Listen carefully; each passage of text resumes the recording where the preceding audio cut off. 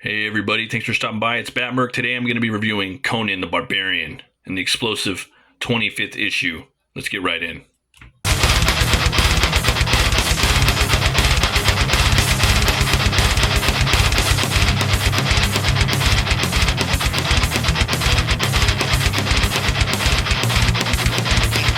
That's right, man. This is issue 25. It's been a while now, and like I said, it's explosive. It's a fully painted book.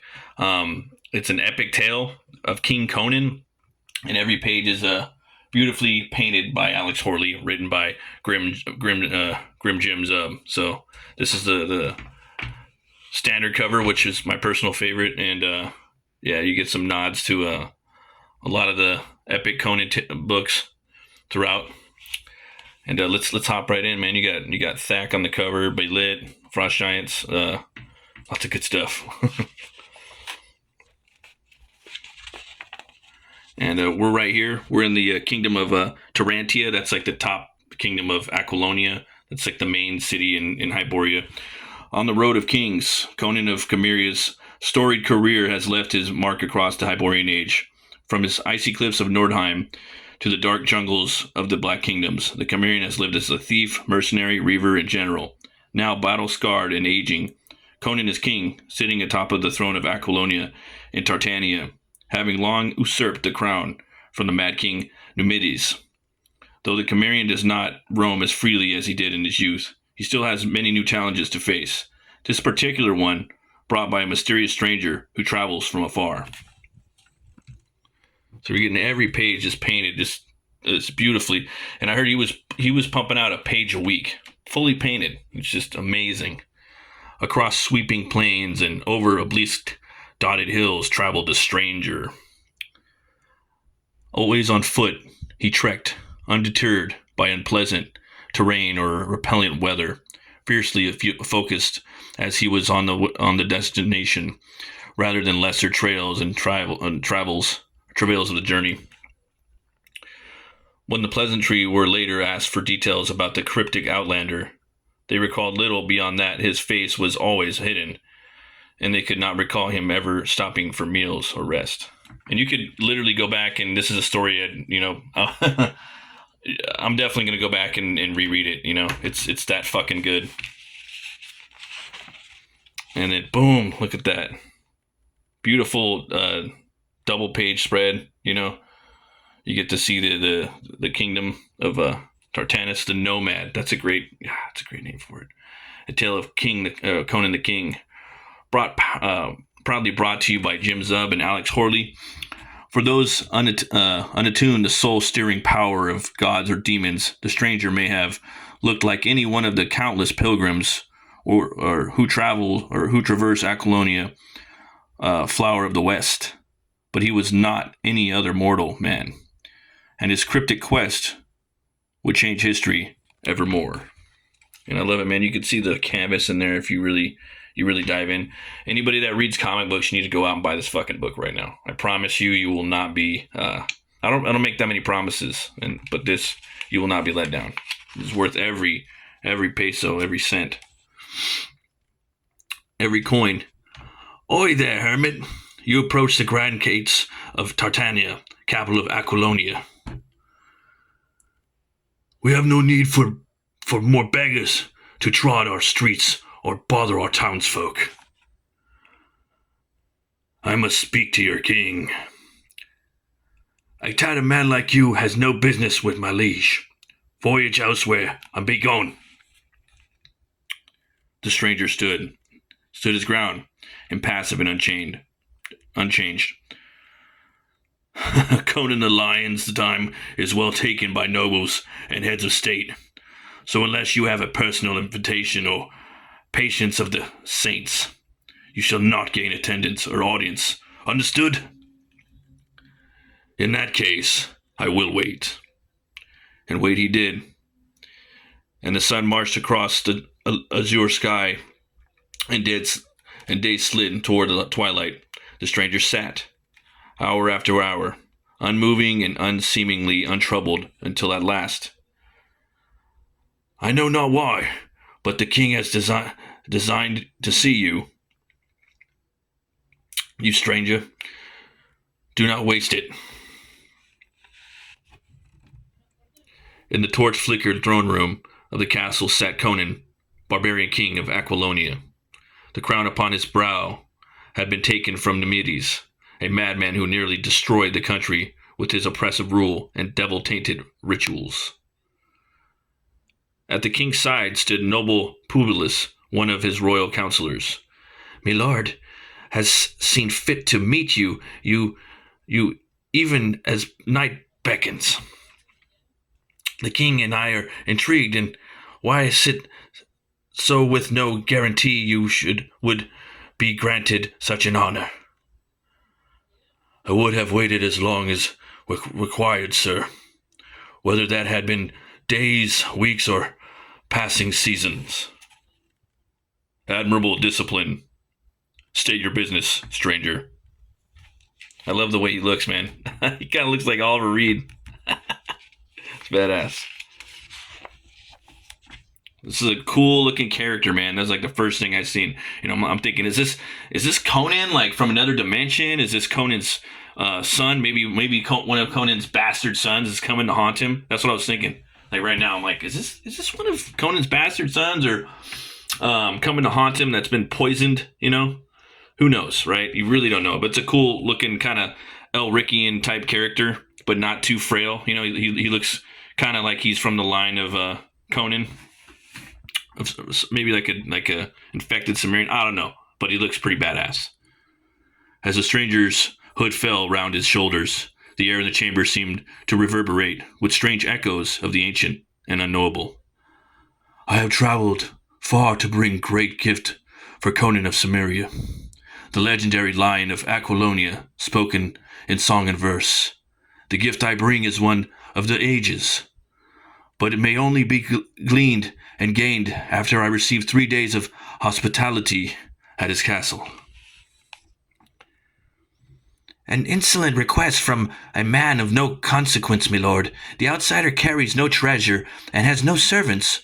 Why should we indulge in such a foolish demand? Sign this right of punishment, and I shall see him swept out the chamber and flogged for wasting our time." Just look at this beautiful art, man. The Cimmerian's gaze held fast upon the outlander, seeking any scattered sign of madness or deception, yet finding none.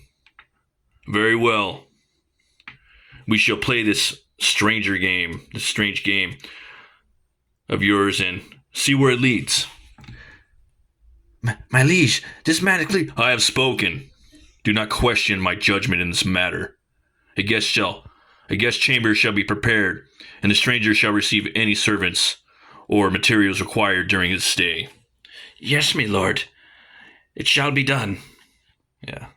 Awesome art, man. Just beautiful painted art. "Despite my reservations." "And they have been noted." So you wonder what's going on, you have the scene right here where Conan's testing his might, seeing if he's still got it, see if he's not over the hill. He's training with his number one guy, his hand of the military. I love the background right here. You get that lime green going into the sky blue and turquoise and purples. It's almost like this magic is creeping in and out of the scene because he's creeping up, this stranger. Yeah, and there you go. Conan still got it. I love the just the artwork too. Like, obviously the painting is fantastic, like next level. Fucking they've never made a fully painted Conan comic like this. But I just love the way this panel work is. It's just straight to the point. You can see everything that's going on. It's great. And there's Conan there with his wife. They're worrying about the stranger. The castle people are worried about it. All the servants, the peasants, they're freaking out. This is day 2. Then out of nowhere, the 3rd day of hospitality, the ashen sky unleashed its fury at last, sending all for shelter as torrents of rain and twisted cascades of lightning pummeled the capital grounds. There was no sign of a stranger on the dreary morning, nor throughout the afternoon. The king definitely attempted to carry out royal business as on any other day, but his mind was drowned with dreadful thoughts of and deep woe. Had the strange nomad brought this ill omens in his wake, or was this all some great cosmic jest at Conan's expense? This is one of my favorite panels right here. So they're having a big old party, kicking it. Everyone's having fun, drinking wine, drinking ale, eating some birds, eating some beast. The Lion of Aquilonia ordered a grand feast be brought to bear, with many a noble in attendance. The weather might be wretched, but the fine food and drink would surely break its dismal spell.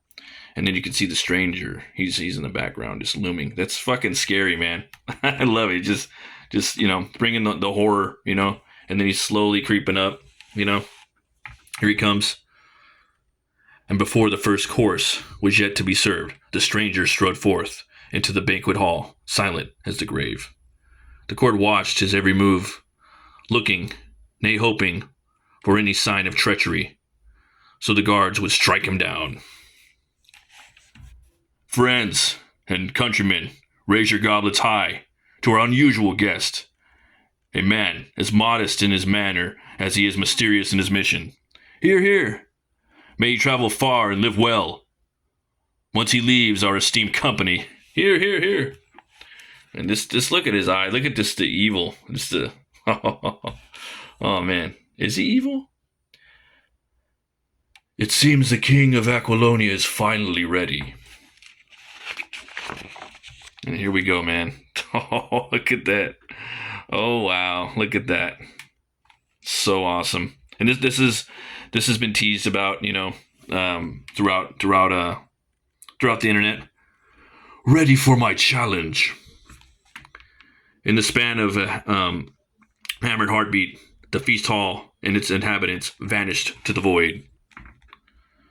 And in the bewildering abyss that swirled round the Cimmerian, he caught glimpses of fiends and foes from the distant past. Listen well, Conan of Cimmeria. The gift I hold, a prize akin to immortality, cannot be given freely. To earn such eternity, you must be tested through the ages.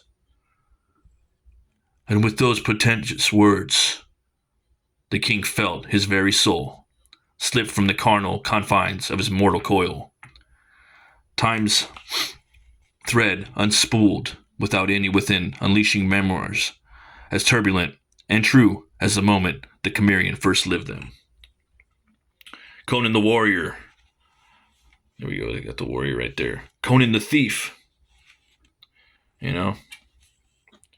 Conan the unshakable youth, courageous beyond his years. So I'm going to leave it right there, okay? Where it goes next, it's this is a perfect Conan comic. They couldn't have got a better story and a better artist to do it, to paint the 25 pages. It's a perfect jumping on point too for anybody that hasn't got into Conan yet. This is the issue. It does so many nods in the way that it weaves in throughout of Howard's stories. You're getting rogues in the house. You're getting red nails. You're getting everything. Frost Giant's daughter. Not everything, but so many stories. You're getting I believe the Queen of the Black Coast is in there, man. You're getting Black Colossus. I'm trying to remember all of them, but not to spoil them either. But yeah, this book is hard recommend. Two Horns Way Up. I'll jump to the back a little bit. I don't want to spoil anything. We're gonna jump into some of the essay by Jeffrey Shanks. And well, actually, you know what? I'm not gonna jump into the essay this time. You guys go and check it out yourself. We'll look at some of this because I'll just leave it at that. You'll know why. But right here we got Behind the Blood. Okay, love these pencils right here by Alex Horley. Right, such a cool character. They're facing off right there. There's a little spoilery, so you are going to see that. And it's fully painted, luscious glory. Yeah. So cool. Love those pencils, man. Imagine getting those pencils in. Yeah, you get a little thrack right there. A little nod to the Scarlet Citadel, right? Or possibly even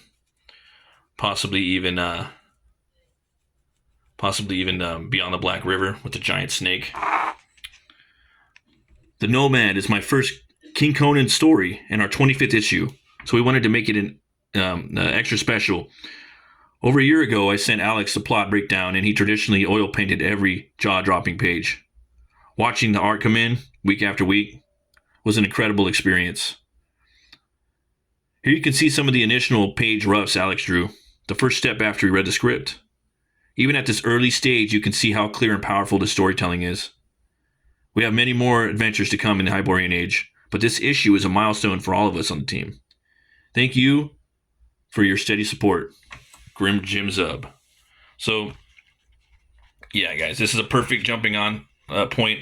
This is my favorite issue so far. I mean, it is, and it's just the way, that he wrote the line and weaved all the stories together, and who the fucking villain is at the end. It's oh my god, it's so like on the nose, but it's not. It's and I love things like that. They're the obvious are escaping you. Is it his son? Who is it? Is it him from the past, him from the future? Did he travel with Yoga Kosha and Tower of the Elephant and come back and become this like mutated version of Conan or something? Like, who the fuck is he? We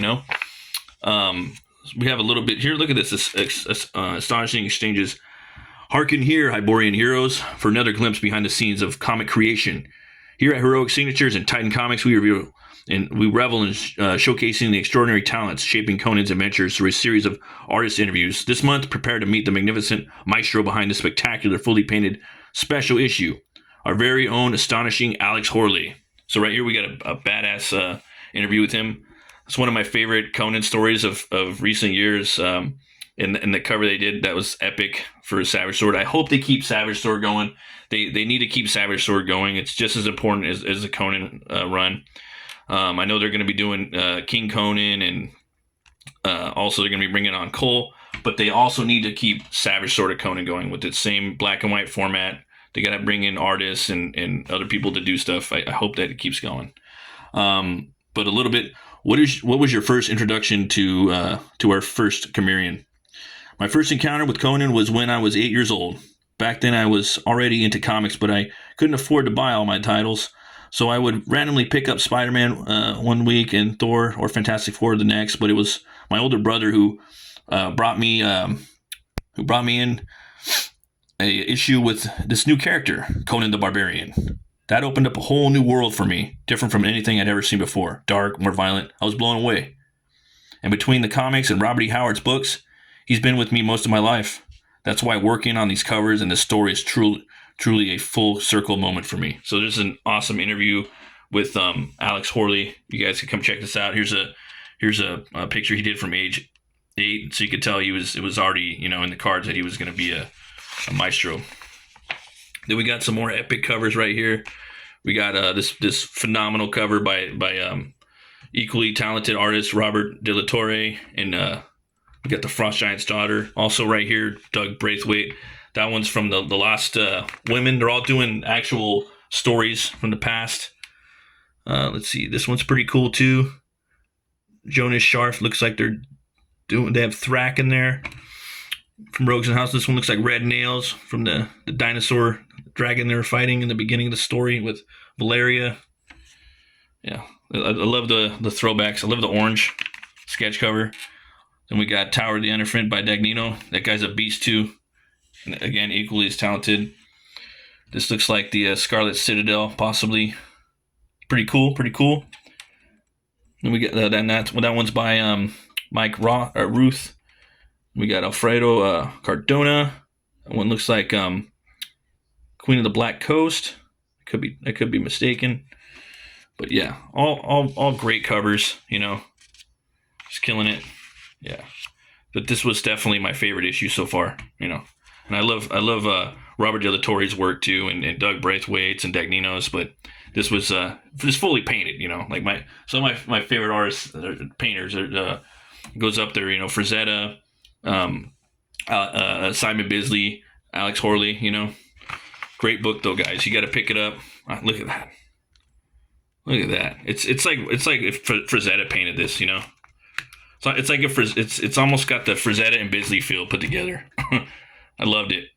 Go pick it up, guys. And also thanks everyone that's been stopping by watching the live streams of me doing my drawings this week. We're doing movie monster matchups. We did a vote on this channel and on Twitter, and the winning battle was Evil or Bad Ash from Army of Darkness versus the Lord of the Rings Sauron. So they're fighting it out, probably in the Deadite Woods or the volcanic lands of Mordor. Thanks again, everybody, for watching.